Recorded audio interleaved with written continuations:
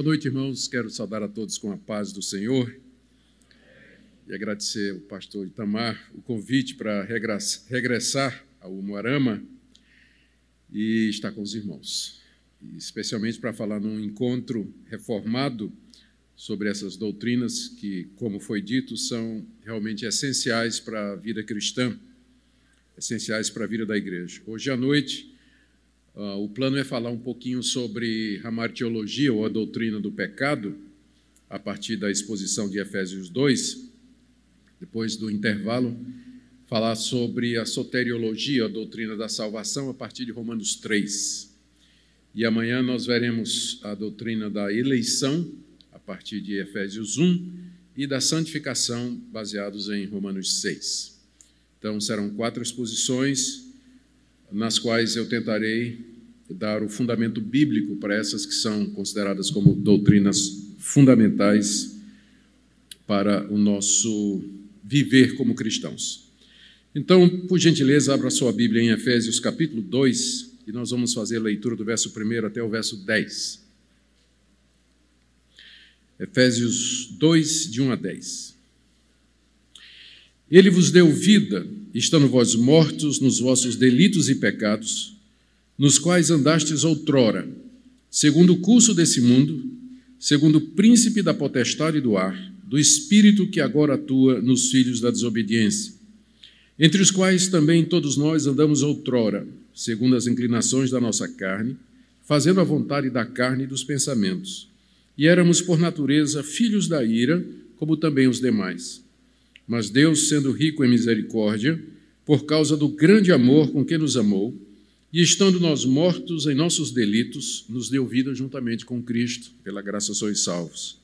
E juntamente com Ele nos ressuscitou e nos fez assentar nos lugares celestiais em Cristo Jesus, para mostrar nos séculos vindouros a suprema riqueza da sua graça, em bondade para conosco em Cristo Jesus. Porque pela graça sois salvos, mediante a fé, isso não vem de vós, é dom de Deus, não de obras para que ninguém se glorie, pois somos feitura dele, criados em Cristo Jesus para boas obras, as quais Deus de antemão preparou para que andássemos nelas. Até aqui a leitura da palavra de Deus. Nós vamos orar mais uma vez. Ó Senhor, estamos todos diante da Tua palavra nessa noite, desejosos de ouvir a Tua voz através da Sagrada Escritura. Nós queremos aprender mais a respeito desse assunto, ó Deus, tão importante e que nos afeta de maneira tão direta e pessoal. Nós rogamos que o Senhor nos ajude a compreender. Em nome de Jesus. Amém. Queridos, o apóstolo Paulo escreveu essa carta com o objetivo de confortar os cristãos da cidade de Éfeso que tinham tido notícia da sua prisão. Paulo estava em Roma, era um prisioneiro de César. A notícia da sua prisão rapidamente se espalhou por entre as igrejas que ele tinha plantado, e a igreja de Éfeso manifestou uma preocupação muito grande, angústia até, pela situação do apóstolo Paulo.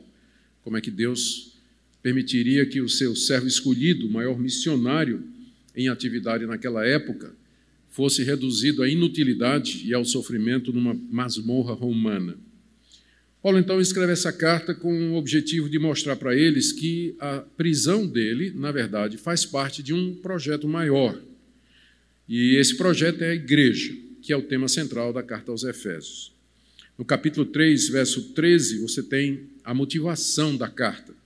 Paulo diz: eu peço, portanto, que vocês não desfaleçam nas minhas tribulações por vocês, porque nisso está a glória de vocês. Não desfaleçam com a notícia das minhas tribulações na cadeia, porque isso não é motivo para desânimo, na verdade, isso é motivo de glória. Mas por que glória? Paulo começa a carta falando a respeito da igreja como tendo sido concebida por Deus na eternidade. Nós vamos ver isso amanhã, quando falarmos da eleição. O capítulo 1 trata exatamente disso, como Deus soberanamente, de entre a humanidade, tirou um povo para si. O Pai planejou, o Filho executou esse plano e o Espírito Santo o aplica. Depois, Paulo ora pelos crentes para que eles entendam esse mistério de Cristo, metade do capítulo 1 até o final. E aqui no capítulo 2 ele vai falar que esse plano que Deus concebeu, onde ele oferece salvação, ele é pela graça de Deus, porque não há nada no homem que o possa fazer merecer, conquistar ou efetuar sua própria salvação. Tão danificado ele ficou pelo pecado.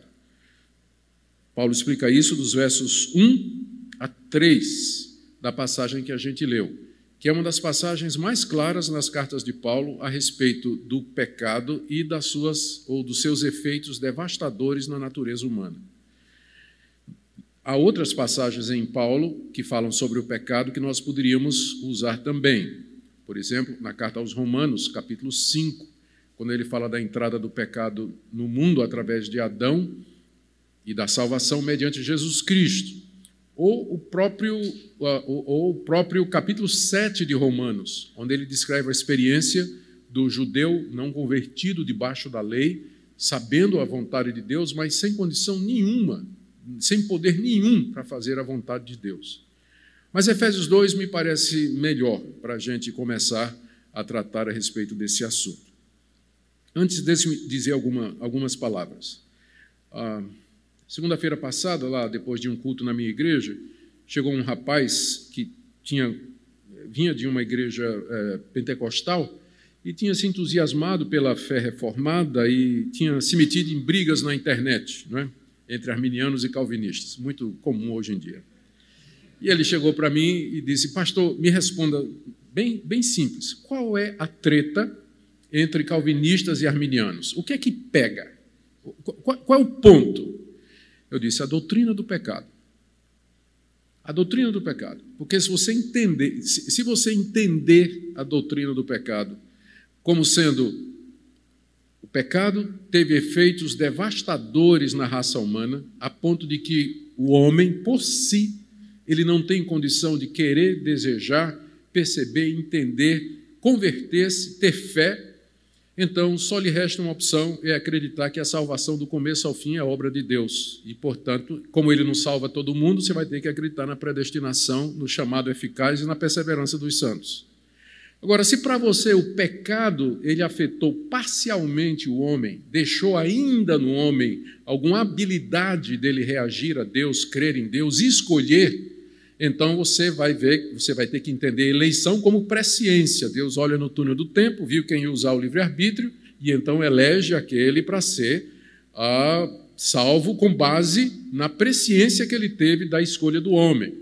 E esse homem, que tem o arbítrio de escolher Deus ou não, ele pode desescolher Deus no dia seguinte, como o pastor falou aqui na experiência dele, né? Ele pode desescolher, ele pode perder a sua salvação e assim por diante. Ou seja, o divisor de águas é realmente a doutrina do pecado. Não é à toa que na famosa TULIP, né, que é o acróstico dos reformados, onde tem os 5 pontos chamados do calvinismo, né, mas na verdade são os 5 pontos que os reformados sempre acreditaram sobre salvação. O primeiro ponto é depravação total. Começa com esse ponto aqui. E o resto é sequência lógica. Então, isso tudo para mostrar a importância desse assunto. Quando Paulo escreveu a carta aos Romanos, que é uma carta onde ele faz a sua exposição mais clara do Evangelho, ele começa exatamente com a doutrina do pecado e da perdição, capítulo 1 e capítulo 2, metade do capítulo 3, terminando dizendo, porque todos pecaram e carecem da glória de Deus. Capítulo 1 ele mostra a perdição dos gentios, capítulo 2 ele mostra a perdição dos judeus, por causa do pecado, e metade do capítulo 3 ele mostra a perdição de todos os homens. Então, há uma razão para isso. E eu entendo, então, e é também muito estratégico do pastor, quando ele elegeu os assuntos, que o primeiro que ele colocou foi exatamente a doutrina do pecado. Porque, de fato, a partir da sua compreensão disso aqui, todas as outras peças vão se encaixar. Vão se encaixar dependendo da visão que você tem. Aparentemente, para o apóstolo Paulo, o pecado, de fato, teve efeitos devastadores na raça humana, como a gente vê aqui do verso 1 até o verso 3. Ele diz 5 ou 6 coisas a respeito da situação do homem natural, do homem sem Deus, do homem pecador. Ele inicia anunciando a morte espiritual através do pecado de todos. Verso 1. Ele vos deu vida, está se referindo aos Efésios, ele vos deu vida, estando vós mortos nos vossos delitos e pecados. Ou seja, vocês receberam a vida eterna, a regeneração, a mudança de vida de vocês, quando vocês estavam mortos. Mortos. A expressão é muito forte, né? Vocês estavam mortos. Eu sou pastor há 36 anos, já fiz muita cerimônia fúnebre. Nunca me acostumei em ver defunto. Sempre é triste, especialmente é estranho, especialmente se você conheceu e conviveu com aquela pessoa. E eu me lembro indo para velório, né, e chegando lá, encontrando aquela senhora, jovem senhora vitimada pelo câncer, estava ali. A primeira agonia que me dá é aquele chumacinho de algodão no nariz, né? Eu fico quase que querendo tirar, né, para deixar ela respirar. Mas ela não respira mais. Ela não respira mais. Está lá na sua melhor roupa, maquiada, com joias. O marido chega, dá um beijo no rosto dela para se despedir, ela não sente. Os filhos chegam, choram, as lágrimas dos filhos caem no rosto dela, ela também não sente. Os filhos choram, ela não ouve. Ela está morta, ela não reage a nada, nada, não sente, não ouve, não cheira, nada, não reage a nenhuma manifestação dos vivos. Esse é o estado que Paulo diz, a que o pecado nos reduziu. Nós não estamos em coma, ou semi-mortos, ou meio mortos, nós estamos absolutamente mortos diante de Deus espiritualmente por conta do pecado. E essa foi a primeira grande discussão teológica, essa foi a primeira grande discussão teológica na área da soteriologia dentro da história da igreja. Foi quando um professor de teologia chamado Pelágios, no século IV, ele começou a ensinar que o pecado de Adão só tinha afetado a ele, Adão, e não tinha passado para a sua descendência. Portanto, nós nascemos neutros, nós não nascemos pecadores, nós nascemos neutros, sem qualquer carga genética negativa, pecaminosa, corrompida dos nossos pais. As pessoas aprendem a pecar no convívio com outras pessoas. O pecado é alguma coisa que se constrói socialmente, não é algo inato à natureza humana. Esse era o ensino de Pelágio. Ele foi confrontado por Agostinho, que foi provavelmente o maior teólogo dos primeiros 1000 anos da história da igreja. E Agostinho enfrentou Pelágio, afirmando exatamente o contrário, que o pecado de Adão não somente tinha trazido culpa sobre toda a sua descendência por conta do pacto que Deus fez com ele lá no Jardim do Éden, e que o pacto com ele e com sua descendência, mas também tinha trazido a corrupção do pecado a toda a sua descendência por meio de geração ordinária. Ou seja, as pessoas já nascem contaminadas pelo já nascem inclinadas a todo o mal, inimigas de Deus, voltadas para si mesmos, e nesse estado que Paulo chama aqui de morte, morte espiritual. Essa morte, Paulo diz aqui, foi causada pelo que ele chama aqui dos vossos delitos e pecados. Não há muita diferença entre essas duas coisas. A palavra delito significa você infringir uma lei conhecida. Então você se torna um delinquente, você quebrou uma lei.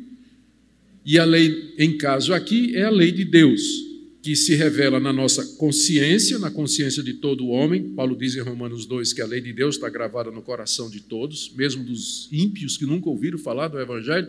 A prova disso é que eles sempre têm um conceito ético ou moral, por mais bárbara e primitiva que seja aquele povo e a sua religião, sempre há conceitos de certo e de errado. De onde vem isso? A não ser dessa lei de Deus gravada no coração. Além disso, a lei de Deus ela foi dada de maneira especial a Moisés e depois aos profetas de Israel, finalmente através do Senhor Jesus e dos apóstolos, que a gente chama de revelação especial ou escritura. Nós somos, o delito é aquilo que você faz contra a vontade revelada de Deus. E o pecado, a palavra que é usada aqui como pecado, ela significa errar o alvo. Errar o alvo, não atingir aquele objetivo para o qual você foi criado. Então, as duas estão expressando a mesma coisa, apenas vistas de ângulos diferentes. O fato de que nós quebramos a lei de Deus, delinquimos, e nós não somos e não fazemos aquilo que Ele deseja, isso tudo provoca a morte espiritual. A morte espiritual, ou seja, não há um relacionamento entre mim e Deus. Deus pode falar, eu não vou ouvir. Deus pode me tocar, eu não vou sentir. Deus pode mexer comigo, eu não vou perceber. Ele pode colocar o seu evangelho diante de mim, eu não vou me interessar. Ele pode fazer qualquer coisa diante de mim, externamente a mim, não vai provocar em mim qualquer reação, porque eu estou morto para as coisas de Deus. É primeiro necessário que Ele me dê vida para que eu possa reagir. Por isso que ele começa dizendo, Ele vos deu vida quando vocês estavam mortos nos seus delitos e nos seus pecados. Então, é essa situação de morte a que o pecado nos reduziu. Não somente o pecado que nós recebemos hereditariamente de Adão, mas os pecados atuais que nós cometemos e que corroboram que, de fato, nós somos descendentes daquele primeiro casal desobediente. Então, esse é o estado da humanidade. Paulo usa outros termos em outros lugares para se referir ao homem em pecado, como estando cego ou surdo às coisas de Deus. Todas essas figuras apontam para a incapacidade do homem, por conta do pecado, de reagir às coisas de Deus. Ele continua dizendo, no verso 2, depois de dizer, vocês estavam mortos nos seus delitos e pecados, nos quais andastes outrora. O outrora aqui é antes de conhecerem o evangelho que lhes deu vida. Antes de receberem vida pelo evangelho, eles andaram nesses delitos e pecados. A palavra andar aqui significa simplesmente viveram. Era um modo de viver, é o modo de viver do homem sem Deus. Ele vive em seus delitos e nas suas ofensas e nos seus pecados diante de Deus. Tudo o que ele faz, as suas decisões, os seus gostos, as suas palavras e os seus pensamentos estão todos contaminados pela delinquência diante de Deus e pela falta de cumprir o propósito de Deus. Delitos e pecados. Essa é a maneira pela qual o homem vive, ele caminha aqui nesse mundo diante de Deus. Mas, para piorar a situação do homem, Paulo acrescenta que eles não somente andavam segundo os delitos e pecados, mas, verso 2, andavam segundo o curso desse mundo. A palavra mundo, no Novo Testamento, ela pode significar o mundo criado por Deus, a natureza. Ela pode significar uma quantidade grande de pessoas, ela pode significar todas as pessoas que existem no mundo, ou ela pode significar o mundo como aquele sistema de valores da humanidade caída, que é o caso aqui. Mundo aqui talvez essa é a maneira como a palavra mundo mais é usada no Novo Testamento. Como, por exemplo, quando o apóstolo João diz assim, não ameis o mundo, nem o que nele há. Se alguém amar o mundo, o amor do Pai não está nele. Porque tudo que há no mundo, concupiscência dos olhos, concupiscência da carne e a soberba da vida, não procede do Pai, mas do mundo. Então, a palavra mundo é usada no sentido pejorativo para indicar a soberba da carne, a cobiça da carne, cobiça dos olhos e a soberba da vida, ou seja, a atitude ou o conjunto de valores e crenças da humanidade sem Deus.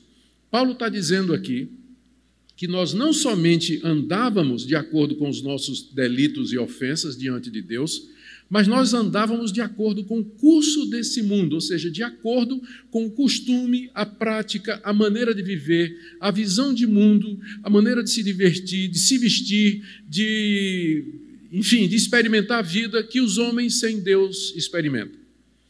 É o efeito manada. É o efeito manada aqui. O que quer dizer é que, embora o homem sem Deus, ele acha que ele é livre, na verdade, segundo Paulo aqui, ele anda segundo o mundo, ou seja, de acordo com o mundo, seguindo aquilo que os outros fazem. Seguindo aquilo que os outros fazem. E você percebe esse padrão pecaminoso em todas as culturas do mundo. Em todas as culturas. Raramente uma cultura vai divergir de outra com relação ao certo ou errado. Há diferenças, claro, muito baseado na cultura, mas elas são mínimas. No geral, as culturas todas vão dizer que o certo é você cuidar da sua esposa, você não querer a mulher do próximo, você não tirar as coisas dos outros, não tirar a vida de ninguém. Dificilmente você vai encontrar uma cultura onde essas coisas elas existem, mas são minoria. Mas esse conceito, né, esse padrão de pecado, ele é um padrão universal, mostrando que o pecado é universal. Ou seja, que ele tem extensão e não poupa ninguém, cultura nenhuma, de lugar nenhum, de tempo nenhum. Vocês não somente andavam nos seus pecados, mas vocês viviam de acordo com o mundo, o padrão desse mundo, os valores que são contrários a Deus. Mas é pior, vai ficando pior. E não somente vocês andaram nos delitos e pecados e de acordo com o mundo, mas vocês andavam, aí no metade do verso 2, segundo o príncipe da potestade do ar, do espírito que agora atua nos filhos da desobediência. Paulo está se referindo aqui, sem dúvida, ao diabo. Ele é o príncipe da potestade do ar. Literalmente, ele é o príncipe dos poderes aéreos. Só que aéreo aqui não é o vento, é chamado de aéreo porque é invisível, se poderia traduzir. Ele é o príncipe dos poderes invisíveis, é isso que significa. E, de fato, o diabo, ou Satanás, ele é assim chamado porque lá no jardim, quando o homem ouviu a sua voz e pecou, passou de debaixo da autoridade de Deus, por assim dizer, rejeitou a liderança de Deus, a comunhão com Deus e aceitou a palavra do diabo.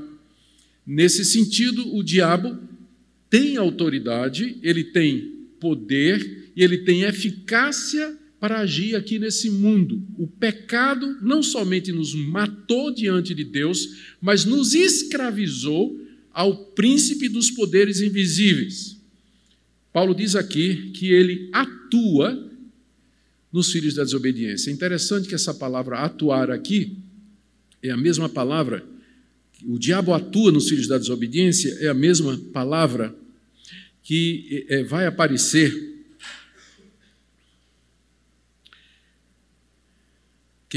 no verso 19, com a suprema grandeza do seu poder para com os que cremos, segundo a eficácia da força do seu poder. A raiz é a mesma, atuação, força, enquanto que Deus opera e atua pela força do seu poder nos seus eleitos, o príncipe da potestade do ar atua nos filhos da desobediência. Isso aqui levou Lutero a dizer que o homem é uma besta, ou montada por Deus ou pelo diabo. Não tem meio termo. Não tem meio termo. Ou o poder que opera em você é o poder de Deus, que é o poder da ressurreição, Paulo diz isso aqui no capítulo 1, ou o príncipe da potestade do ar vai estar operando em você. O diabo age no coração, na mente, na vontade dessas pessoas que estão mortas nos seus delitos e ofensas e andando de acordo com o curso desse mundo. O que é que o diabo quer? Ele quer intensificar as trevas dos corações, ele quer aumentar a cegueira e o cativeiro dessas pessoas, de modo que elas não se voltem para Deus, de maneira que elas não atendam ao apelo do Evangelho. Paulo se refere a isso mais claramente em 2 Coríntios, capítulo 3, quando ele diz assim, capítulo 4, quando ele diz que o príncipe Satanás cegou o entendimento dos incrédulos, e já eram incrédulos, mas Satanás cegou ainda mais o entendimento deles. É isso que Satanás faz, distrai as pessoas, confunde as pessoas, engana as pessoas com todo tipo de truque que ele sabe fazer, desde falsa doutrina até milagre falso, para afastar a pessoa da verdade de Deus, mas o diabo usa tudo o que está ao seu alcance para manter os pecadores na sua situação de separação de Deus, alijados da graça de Deus, longe do caminho de Deus. Agora, vocês notaram que ele se refere aqui aos filhos da desobediência. Porque quem são os filhos da desobediência? Nós. Por que nós somos chamados de filhos da desobediência? Porque nós somos filhos do primeiro casal desobediente. Nossos primeiros pais desobedeceram a Deus e nós somos os seus filhos desobedientes. Nós andamos no mesmo caminho de Adão e Eva.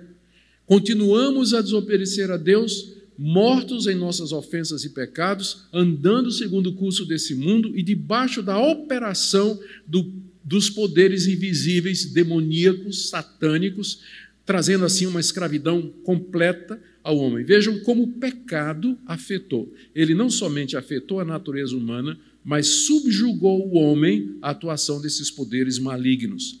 Quando a gente fala da atuação do diabo na natureza, na humanidade caída, nos filhos da desobediência, eu sei que na mente de muita gente vem possessão demoníaca, vem doença, espírito da pobreza, espírito de luxúria, esse tipo de coisa.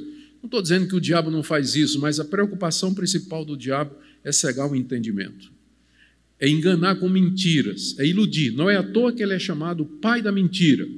Ele nunca é chamado do pai das doenças na Bíblia, mas ele é chamado pai da mentira porque a mentira é a estratégia que ele mais usa para manter os filhos da desobediência no seu estado de desobediência e distância de Deus. Olha a sequência. Está morto, anda segundo o mundo e é escravo de Satanás. É a essa situação que ficou reduzida a raça humana depois do pecado. Mas não termina aí. Verso 3. Paulo diz: entre os quais, filhos da desobediência, também todos nós andamos outrora. Paulo aqui mudou o tom, porque até agora ele vinha dizendo vós. Ele está falando para gentios, não é? Ele diz assim, no verso 2, verso 1, ele vos deu vida, estando vós mortos, nos quais vós andastes. E aí no verso 3 ele diz, entre os quais também todos nós, não só os gentios, mas também os judeus. Paulo aqui está falando como judeu, não só vocês, efésios, que são pagãos, mas também nós, judeus, nós andamos como filhos da desobediência. Você pode perguntar, mas os judeus não eram filhos de Deus, eles não eram da nação escolhida? Só que a escolha de Israel como nação não quer dizer que cada indivíduo judeu, cada israelita era eleito de Deus. Leia a história do Antigo Testamento e você vai ver uma história de rebelião, de desafio, de incredulidade, de idolatria. Leia a história dos 40 anos no deserto, como o povo tentou a Deus, fez bezerro de ouro, adorou outros deuses, desobedeceu a Deus, murmurou, queria voltar para o Egito. Leia a história dos profetas, todos rejeitados, apedrejados, lançados fora. Jeremias foi jogado num poço. A tradição diz que Isaías foi cerrado ao meio pela fidelidade com que pregou o Evangelho, a ponto de Jesus dizer, qual dos profetas vocês não perseguiram? Desde o sangue de Abel até o sangue de Zacarias que vocês mataram entre o pórtico e o altar. Jesus diz isso no sermão que ele pregou contra os fariseus.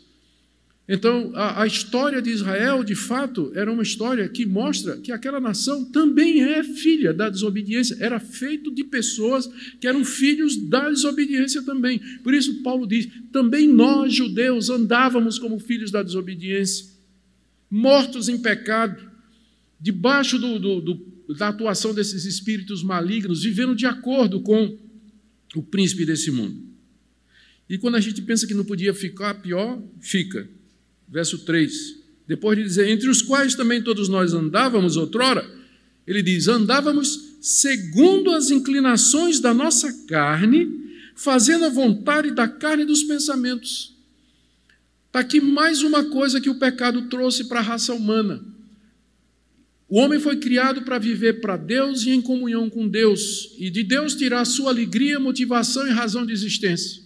Uma vez que o homem virou as costas para Deus no paraíso, Adão precipitou-se e a toda a sua descendência nesse estado de miséria em que o alvo do homem, do ser humano aqui nesse mundo, é simplesmente satisfazer os seus desejos. Não tem mais desejo de Deus. Diz aqui, andávamos segundo a inclinação da nossa carne.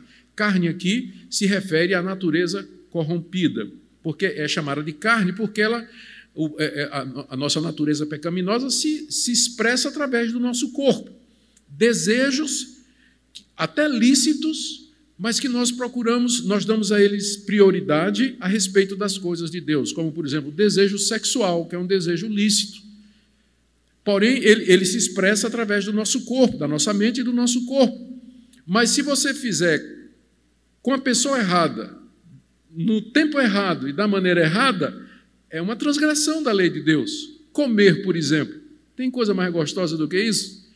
Mas tem hora que comer se torna pecaminoso. A Bíblia fala da gula. A Bíblia fala daqueles que têm muito, deixa sobrar, quando tem irmãos que são pobres e passando necessidade. As pessoas vivem para fazer, seguindo as inclinações da carne. É só a gente assistir as novelas da Globo, que eu não assisto, né? O pastor já deve ter feito a exegese da palavra novela aqui para vocês. Fez não, pastor? Novela, né? No grego, nó prende o crente em casa, né? Não deixa ele vir para a igreja. E vela porque vai consumindo a vida espiritual dele, né? Novela. É exegese do grego aí, pastor, né? Você vê o roteiro dessas novelas, você vê todo o que passa nas mídias, no WhatsApp, no Instagram, no Facebook e tudo mais, pessoas se exibindo, buscando satisfazer os desejos da carne, seguindo as inclinações da sua carne e dos pensamentos. Paulo está enfatizando isso porque nós devíamos viver segundo as inclinações, não da nossa carne, mas segundo as inclinações do Espírito de Deus em nós. Deveríamos seguir aquilo que Deus diz que nós devíamos seguir. A nossa inclinação deveria ser para as coisas de Deus, mas o pecado tirou isso do homem e orientou a sua vida para si mesmo. O homem vive para se satisfazer, para ser poderoso, para ser feliz, para ser popular, para ser bonito, para encontrar segurança, para ter prazer nesse mundo, para ter realização e todo esse tipo de coisa. O homem é voltado para si mesmo. Esse é um dos efeitos devastadores do pecado. O homem perdeu a sua referência, que é Deus. E ele agora ama a si mesmo e adora a si mesmo, que é a pior de todas as idolatrias, que é a idolatria do ego. Essa é a situação em que o homem se encontra. E Paulo diz aqui, terminando no verso 3, e éramos, por natureza, filhos da ira, como também os demais. Nós, judeus, éramos, por natureza, filhos da ira, como também os demais, os gentios. Aqui ele coloca todo mundo, né? Não só os judeus, como os gentios. A humanidade era dividida em dois grupos no mundo de Paulo. Havia os judeus e havia os não-judeus. Tanto um quanto o outro, esses grupos estavam nessa situação. Paulo diz que, por natureza, eles eram filhos da ira. O que quer dizer isso? A sequência é lógica, não é? Primeiro, Paulo chama de filhos da desobediência. E o que é que filhos desobedientes merecem? A ira. Porque são filhos da desobediência, eles também já nascem debaixo da ira de Deus, e essa é a consequência extrema que o pecado trouxe para a raça humana. Não somente corrompeu a raça humana, mas colocou a raça humana toda debaixo da ira de Deus. Se você me perguntar, pastor, o que é que eu preciso fazer para ir para o inferno? Resposta, nada. Você já nasceu a caminho. Se a graça de Deus não lhe alcançar, você já nasceu a caminho.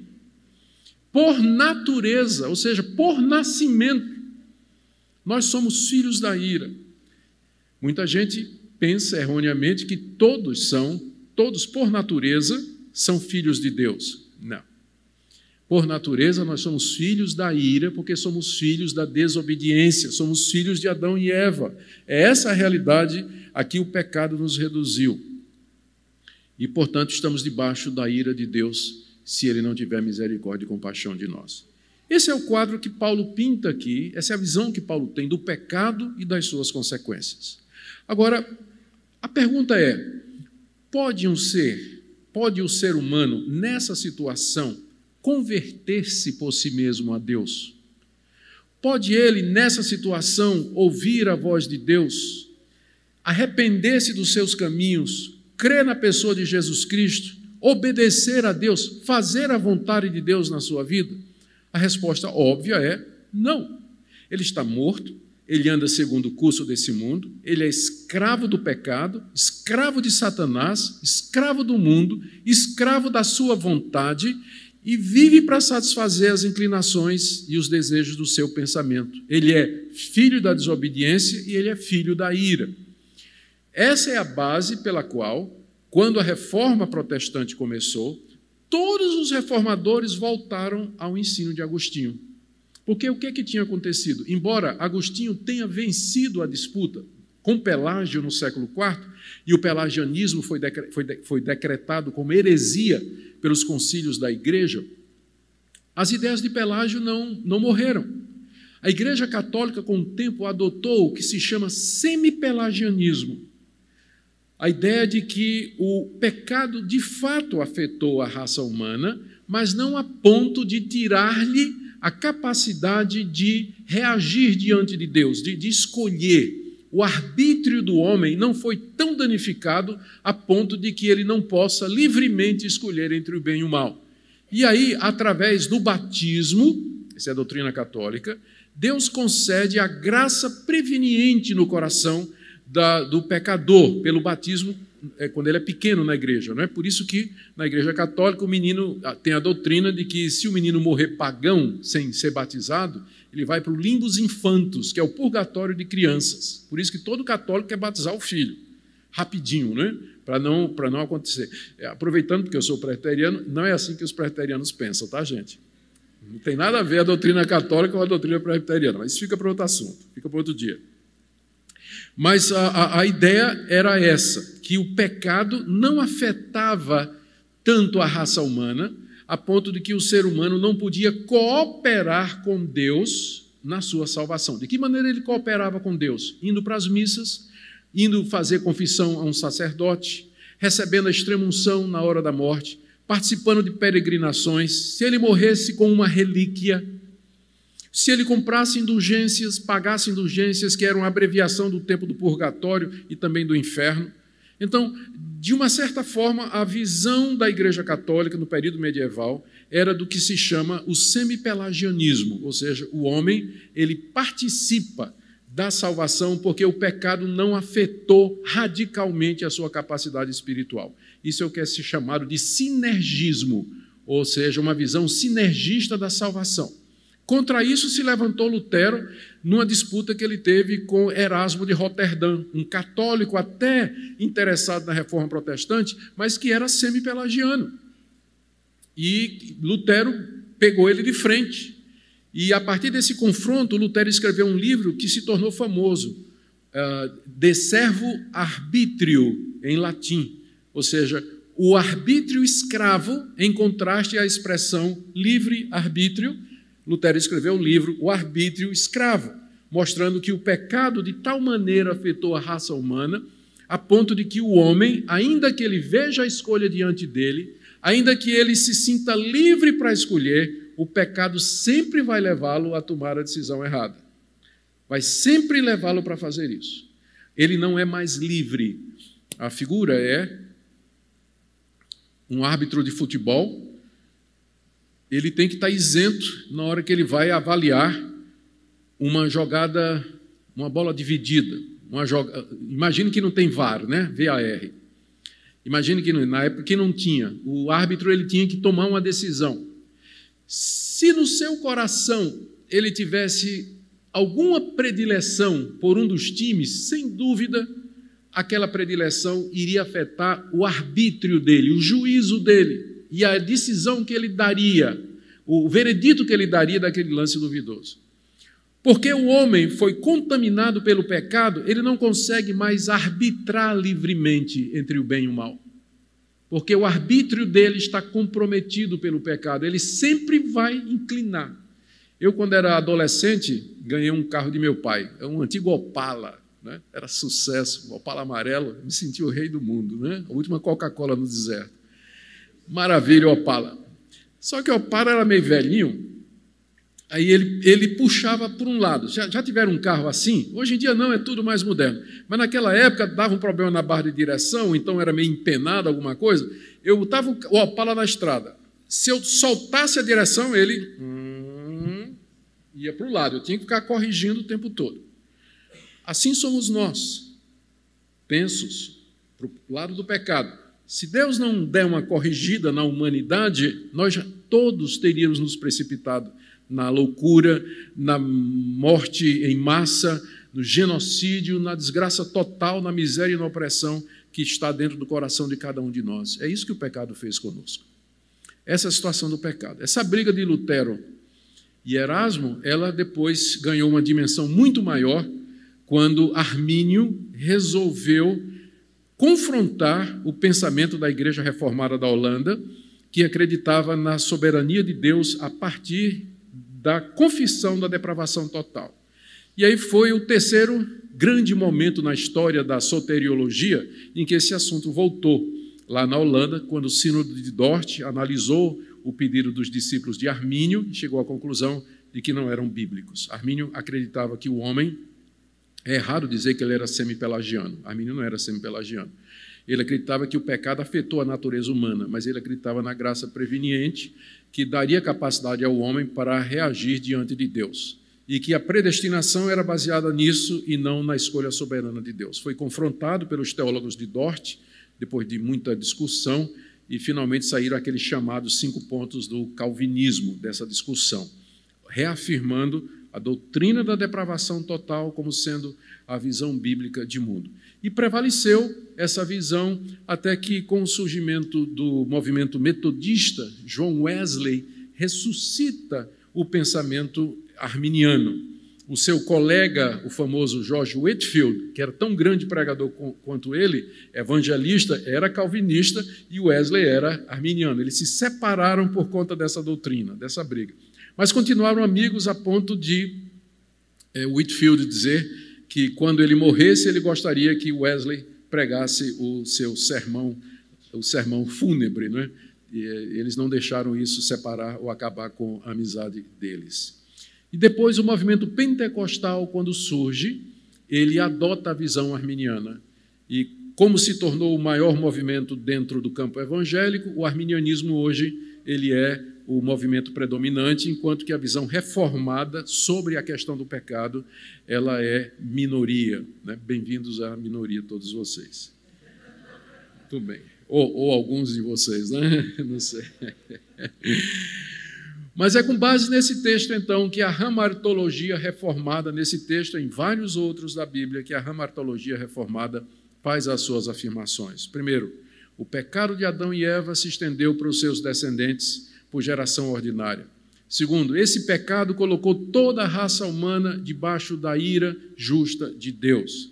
Terceiro, o pecado de tal maneira afetou o ser humano que o seu arbítrio ficou incapacitado para as coisas espirituais. Quarto, o pecado deixou o homem debaixo da escravidão dos poderes malignos, aéreos, espirituais, representados pelo diabo e pelos seus anjos.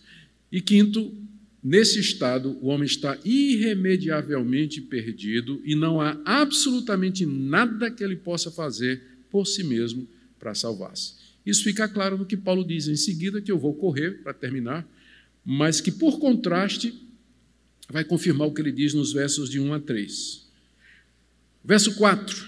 Mas Deus, sendo rico em misericórdia e por causa do grande amor com que nos amou, e estando nós mortos em nossos delitos, nos deu vida juntamente com Cristo, pela graça sois salvos.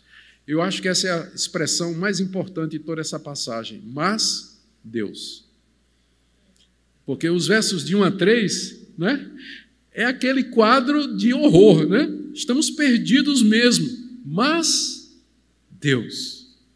Deus fez alguma coisa. Ele não tinha que fazer. Deus não precisava fazer nada. Porque essa situação, ela foi induzida pelo homem. Ela foi induzida pelo homem. O mistério da origem do mal, ele permanece. Mas duas coisas a Bíblia deixa claro. Primeiro, Deus não é o autor do mal. E segundo, o mal sempre é colocado nos pés ou dos homens ou dos anjos, dos seres morais que Deus criou.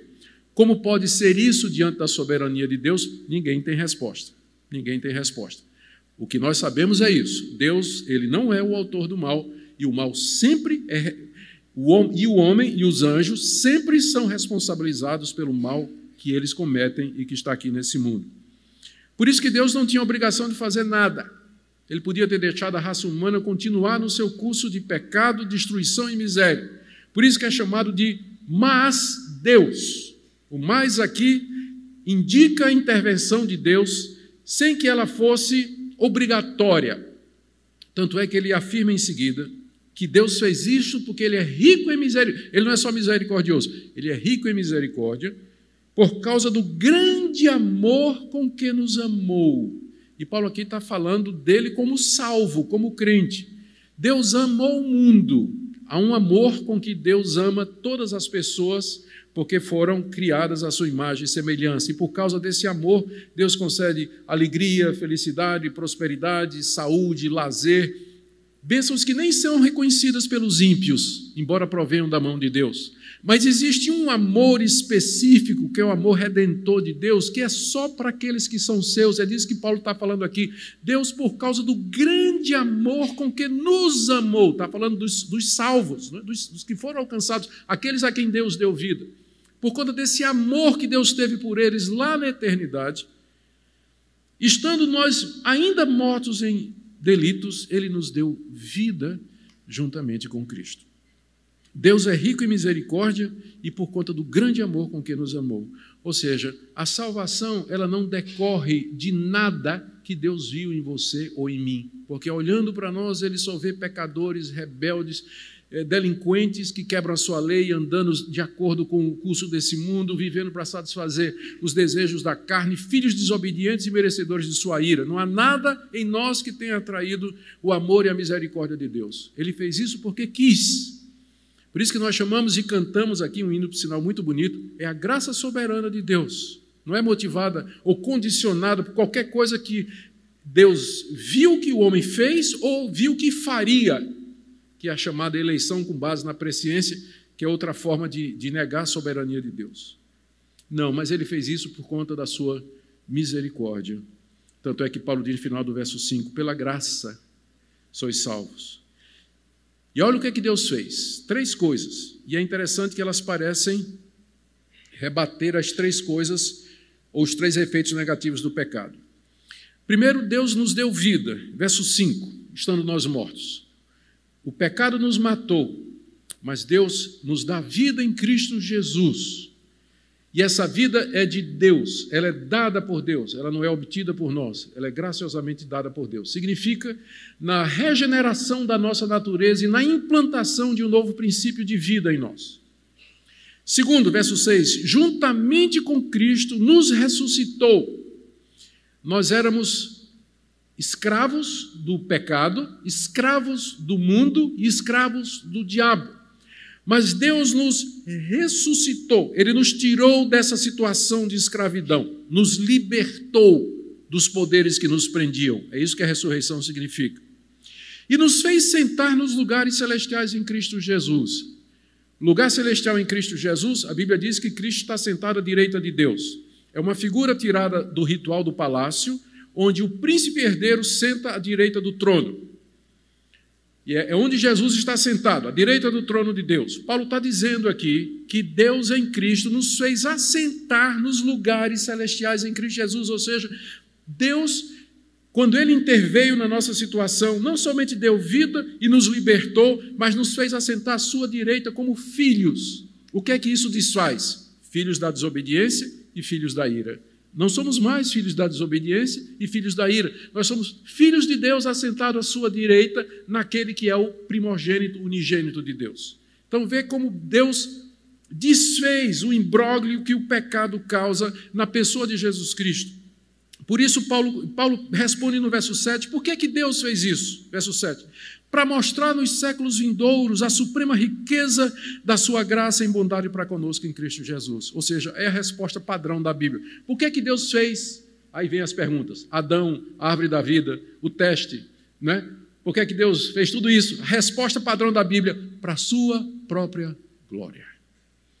Por que Deus fez tudo isso aqui? Resposta de Paulo, para mostrar nos séculos vindouros, eternidade afora, a suprema riqueza da sua graça para conosco. Ou seja, para que na eternidade nós digamos, que Deus gracioso, que graça imerecida.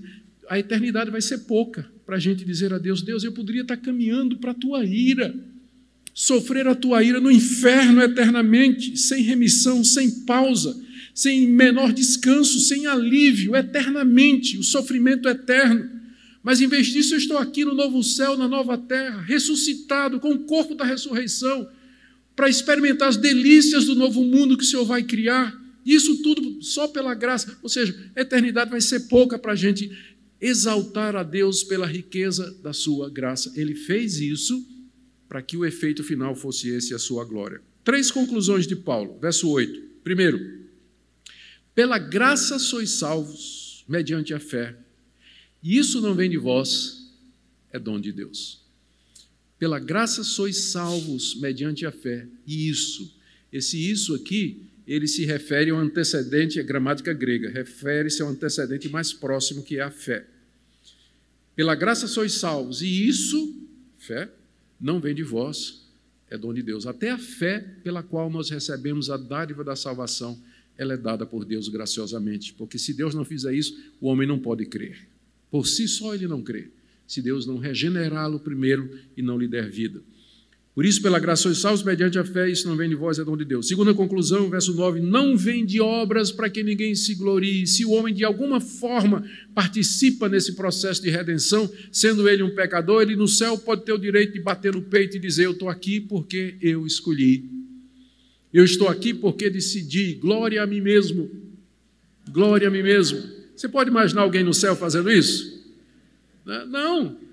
Não é de obras exatamente para evitar que o homem se glorie. Nós não vamos nos gloriar de nada, porque até a escolha foi pela graça de Deus. Meu sogro costuma ilustrar isso aqui. Meu sogro foi missionário aqui no Paraná, durante muitos anos, ele é holandês, trabalhou em Cascavel, evangelizou aqui em Umuarama também. Ele gostava de explicar isso da seguinte maneira, imagina uma rua, né? Uma rua, e tem uma porta bem grande, e em cima da porta, a porta está aberta, em cima da porta está dizendo, vinde a mim, que todos vós que estáis cansados e oprimidos, eu vos aliviarei. Aquele convite de Jesus. As pessoas passam, olham para aquilo ali, algumas não ligam, vão embora, outras acham interessante, botam a cabeça dentro da porta, olha, vê o que é, vai embora. Finalmente uma diz assim, eu decido entrar, eu escolho entrar. E ela entra. Quando ela entra do lado de dentro, em cima está escrito, só pode vir a mim aqueles que o Pai me der. Né?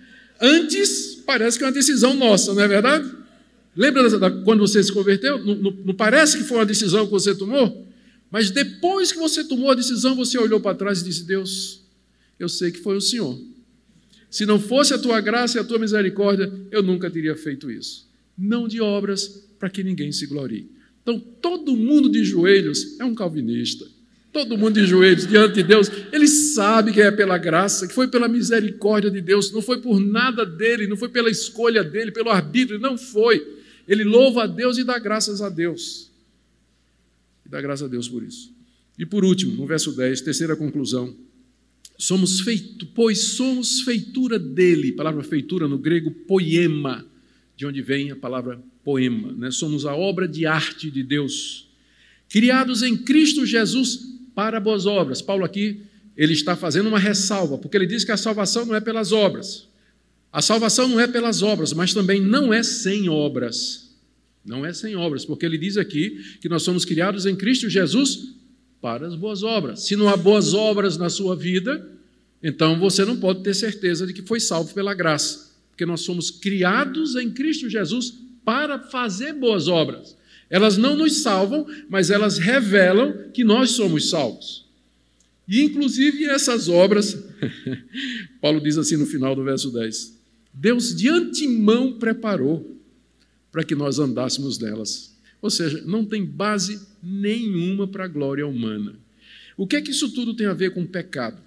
A maneira como Paulo descreve a salvação aqui, atribuindo a Deus toda a glória, a eficácia da salvação, os efeitos dela, significa somente uma coisa, que o pecado afetou o homem de tal forma que ele não participa salvadoramente do processo de redenção.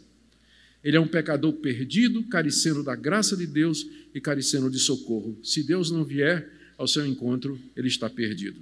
Eu termino com uma ilustração. Muita gente, quando tem a seguinte ideia, pensa na salvação da seguinte maneira: um monte de gente batendo na porta do céu, dizendo, eu quero ser salvo, eu quero ser salvo, eu quero entrar aqui. Aí São Pedro pega o laptop dele e diz, como é teu nome? Eu sou Zé da Silva. Zé, desculpa, tu não fosse eleito. Não, mas eu quero entrar, eu quero Jesus, eu estou arrependido. Sim, meu filho, mas você não foi eleito. Seu nome não está no rol dos eleitos. Está vendo aquela porta escrita inferno? Ali, ó, vai para lá. Tem muita gente que pensa, é assim. Mas eu quero lhe dar outro quadro nessa noite. Imagina uma multidão caminhando para um abismo. Eles estão com venda nos olhos, tapões nos ouvidos, eles não veem e não ouvem. Estão caminhando. E Deus atrás deles dizendo, voltem, voltem, vocês estão caminhando para a perdição e para a morte. Nenhum deles se volta, nenhum deles ouve, nenhum deles tira as vendas, eles continuam andando do mesmo jeito, até que Deus chega em 2, 3, 4 deles, tira a venda, tira o tampão do ouvido, sacode dizendo, olha onde é que você está indo. E a pessoa, já teve foi assim a sua conversão, não foi? Aí você viu quem você era e para onde você estava caminhando. E aí você se volta. Esse é o quadro verdadeiro. Esse é o quadro verdadeiro. O pecado de tal maneira afetou a raça humana que se Deus não vier, abrir os olhos, tirar os tampões e nos conduzir com a mão, nós vamos continuar escravos do mundo, seguindo as inclinações da carne, mortos em nossos delitos e ofensas, não querendo Deus, inimigos de Deus por natureza e caminhando para a destruição eterna. Pai querido, tem misericórdia de nós. Nós reconhecemos que somos filhos de Adão e pedimos Tua graça e Tua misericórdia sobre nós, para vencermos os resíduos do pecado que ainda restam em nós depois da Tua obra regeneradora. Ajuda-nos a viver para a Tua graça, esclarece o coração dos irmãos que lutam com esses conceitos. Em nome de Jesus. Amém.